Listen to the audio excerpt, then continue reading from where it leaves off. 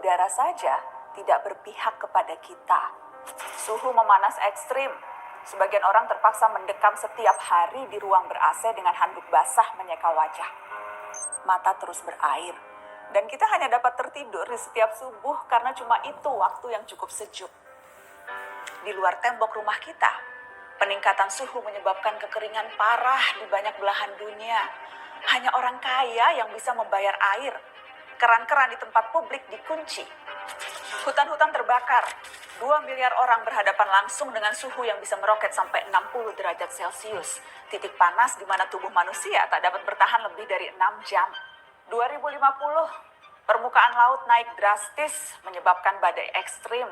Kota-kota pesisir tersapu pasang dan banjir menewaskan ribuan dan menggusur jutaan orang. Beberapa kota terpadat di dunia tenggelam, termasuk Alexandria, Kairo, Mumbai, Shanghai, Bangkok, dan tentu saja Jakarta. Orang-orang harus mengungsi ke tempat yang lebih tinggi. Setiap hari kita akan melihat foto rombongan keluarga mengarungi banjir. Yang agak beruntung bisa tetap tinggal di rumah dengan air hingga mata kaki. Seperti Jakarta di tiap musim banjir, tapi ini di seluruh dunia.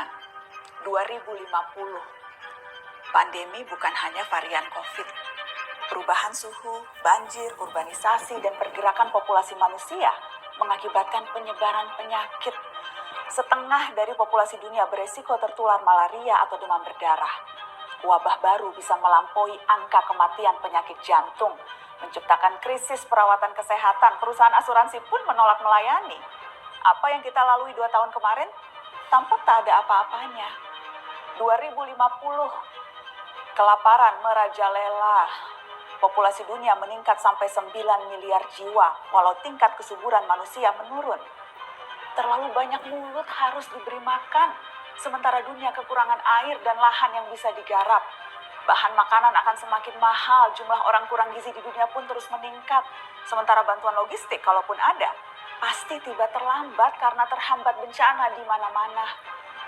2050, hubungan internasional tak lagi akur. Setiap negara menjadi egois dan saling curiga. Perdagangan global macet karena negara-negara berhenti mengekspor dan memilih mempertahankan sumber daya mereka sendiri.